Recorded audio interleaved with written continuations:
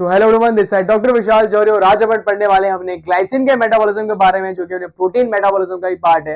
और ये सारी चीजें मैं आपको बहुत बार बता चुका हूँ। ये अपन पढ़ रहे हैं अपने बायोकेमिस्ट्री 7 डे की मॉड्यूल से। ये मैंने पूरा आपके लिए कोर्स जनरेट करा है, जो कि मात्र 7 दिन में आपकी पूरी बायोकेमिस्ट्री खत्म कर देगा। सो ये जो अपना ग्लाइसिन का मेटाबॉलिज्म जो है ना, ये इतना खास ज्यादा इंपॉर्टेंट नहीं होता। मेनली अपना ये इंपॉर्टेंट होता है कि ग्लाइसिन जो है उससे अपन क्या क्या चीजें बना लेते हैं। बट इसके लिए ना मैं आपको एक जनरल इंट्रो भी दे देता हूँ उसका मेटाबॉलिज्म का, तो आपको सारी चीजें और अच्छे से समझ में आएंगी। तो सबसे पहले अपन बात करते हैं ग्लाइसिन के बारे में। तो ग्लाइसिन होता क्या है? तो सबसे पहले आपको पता है जो ग्लाइसिन जो है ये अपना नॉन एसेंशियल अमीनो एसिड होता है। अब आप बोलेंगे सर नॉन एसेंशियल क्या है, तो इसको भी मैं आपको पहले ही बता चुका हूं। नॉन एसेंशियल का मतलब होता है वो सारे अमीनो एसिड जो कि अपनी बॉडी खुद बना लेती है, अपन को उसको बाहर किसी भी डाइट के फॉर्म में लेने की जरूरत नहीं होती। तो ग्लाइसिन जो है ये अपना क्या है, ये अपना नॉन एसेंशियल अमीनो एसिड है जो कि अपना ऑप्टिकली इनएक्टिव होता है, और ये जो है ना ये अपना ग्लायोजेनिक अमीनो एसिड होता है। अब ग्लायोजेनिक अमीनो एसिड का मतलब क्या होता है? इसका मतलब ये है कि ये जो अमीनो एसिड जो है इससे अपन ग्लूकोज भी बना सकते हैं। तो याद रखना, इस अमीनो एसिड से अपन ग्लूकोज भी बना सकते हैं। तो सबसे पहले बात आती है सर अगर अपना ग्लाइसिन नॉन एसेंशियल है, मतलब ये अपनी बॉडी में बनता है, तो अपनी बॉडी में सर बनता कैसे है? तो अब मैं तुम्हें समझाता हूं। देखो, तो अपना ग्लाइसिन जो है, ये ग्लाइसिन के लिए मैं आपको ना 3 मेन चीजें बताता हूँ जिससे बनता है। तो सबसे पहले अपने बॉडी के अंदर एक अमीनो एसिड रहता है जिसको हम बोलते हैं थ्रियोनिन। थ्रियोनिन से भी ग्लाइसिन बन सकता है। सेरिन जो है ये भी अमीनो एसिड है, इससे भी ग्लाइसिन बन सकता है। उसके अलावा अपना टेट्राहाइड्रोफोलेट रहता है ना, टेट्राहाइड्रोफोलेट, जो कि अपन जो विटामिन में और डिटेल में पढ़ेंगे, तो ना N5 N10 methylene tetrahydrofolate with the help of carbon dioxide और अपना NH4+, इनसे भी अपन जो है ना, इन तीनों से भी अपन जो है ना ग्लाइसिन बना सकते हैं। अब ग्लाइसिन बनता कैसे है तुम ये देखो। सबसे पहले क्या रहता है, जो अपना थ्रियोनिन जो रहता है ना, इसमें अपना एक एंजाइम लगता है जिसे हम बोलते हैं थ्रियोनिन अल्डोलेस एंजाइम। ये डायरेक्टली ग्लाइसिन बना देता है थ्रियोनिन को। सिमिलरली सेरिन में भी एक एंजाइम यूज होता है जिसे हम बोलते हैं serine hydroxy methyl transferase enzyme. ये भी डायरेक्ट अपना जो है ग्लाइसिन बना देता है। इसका पूरा मेटाबॉलिज्म मैं आपको सिर्फ शॉर्ट फॉर्म में रिव्यू ही दे रहा हूं, क्योंकि खास इंपॉर्टेंट नहीं है। मैं आपको सिर्फ यहाँ पे मेन एंजाइम बता रहा हूँ और कैसे क्या वो बन रहा है, सिर्फ वो बता रहा हूँ। या मैं एनर्जी क्या यूज हो ये सब मैं आपको नहीं बता रहा, ठीक है। सो मैं और उसके बाद ये जब तीनों सब्सटेंस जब मिलते हैं in the presence of glycine के प्रेजेंस में, ये भी अपना जो है ना, sorry, in the presence of glycine synthase enzyme के प्रेजेंस में ये भी अपना ग्लाइसिन बना देते हैं। सो इन तीनों से मेनली आप मैंने आप बता दिया ग्लाइसिन। अब मेनली ग्लाइसिन को भी ना अपन अपनी बॉडी यूज कर लेती है क्रेब्स साइकिल के कुछ इंटरमीडिएट बनाने में। सो ग्लाइसिन में अपन यहाँ पे एक एंजाइम यूज करते हैं जिसका नाम होता है अपना ग्लाइसिन ऑक्सीडेज एंजाइम। ये क्या करता है, अपने ग्लाइसिन को चेंज कर देता है ग्लायो ऑक्सीलेट में, ठीक है। अब याद रखना, इस ग्लायो ऑक्सीलेट से भी फिर से अपन ग्लाइसिन बना सकते हैं। कैसे? अपना एक एंजाइम रहता है ग्लाइसिन ट्रांसअमाइनेज। ये ग्लाइसिन ट्रांसअमाइनेज क्या करता है, ग्लायो ऑक्सीलेट को फिर से ग्लाइसिन में चेंज कर देता है। अब अपनी बॉडी ने क्या करा, ग्लायो ऑक्सीलेट बना लिया। देन इस ग्लायो ऑक्सीलेट से अपन बना सकते हैं ऑक्सीलेट।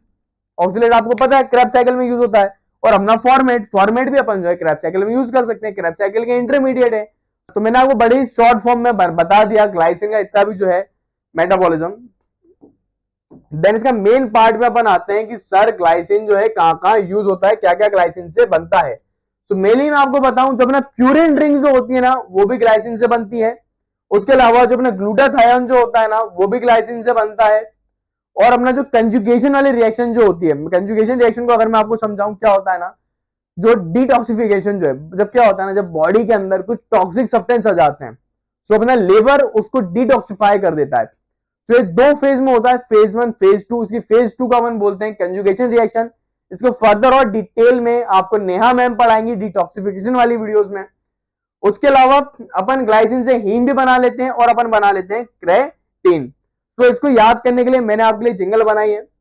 तो फिर से जिंगल अपने उन्हीं जो सुट्टे वाले जो आपके दोस्त हैं और उनके लिए बिल्कुल सूट रहेगी।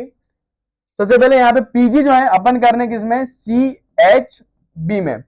CHB का फुल फॉर्म आपको पता है, चाय हुक्का बार में। तो पी से आप कर लेना प्यूरिन, जी से आप कर लेना ग्लूटाथायोन। पीजी किस में करना है, CHB में।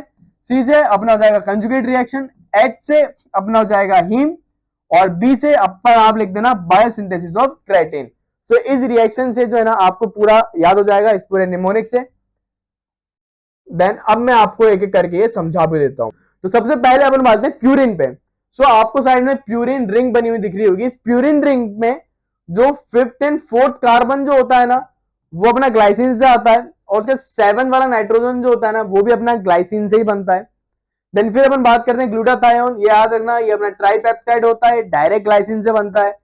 फिर मैं आपको यहाँ पे मेन चीज बताता हूं जो कि एमसीक्यू में भी पूछा जाता है, इसकी कंजुगेट रिएक्शन। मैंने आपको बताया जो ग्लाइसिन जो है ना, यहाँ पे 2 इंपॉर्टेंट रिएक्शन करवाती है। सबसे ज्यादा इंपॉर्टेंट रिएक्शन ये होती है कंजुगेशन रिएक्शन। मैंने आपको बता दिया ये लिवर में होती है, ये डिटॉक्सिफिकेशन वाली रिएक्शन है, ठीक है। देन अपने क्या करती है, अपनी बॉडी के अंदर ये जो बेंजोइक एसिड जो है वो अपनी बॉडी के लिए टॉक्सिक है, तो उसके साथ अपना ग्लाइसिन मिलता है और अपना एक नॉन टॉक्सिक सब्सटेंस बनाता है जिसे हम बोलते हैं हिप्यूरिक एसिड। ये डायरेक्ट जो है ना पीजी में एग्जाम में पूछ लिया जाता है। उसके अलावा जब अपने बाइल एसिड जो होते हैं ना, जैसे कि अपने कोलिक एसिड है, उसको जब अपन ग्लाइसिन के साथ मिलाएंगे तो यहाँ पे अपना एक लेस टॉक्सिक फॉर्म बनेगा जिसे हम बोलते हैं ग्लायोकोलिक एसिड। तो ये दो मैंने आपको कंजुगेट रिएक्शन भी बता दी। देन फिर मैंने आपको बताया हीम। जो हीमोग्लोबिन में जो हीम होता है ना, उसकी शुरुआत भी ग्लाइसिन से ही होता है। और ये भी जो है ना आपको नेहा मैम पढ़ाएंगी जब अपन हीमोग्लोबिन जब पढ़ेंगे ना डिटेल में अपने हीमोग्लोबिन के मेटाबॉलिज्म में।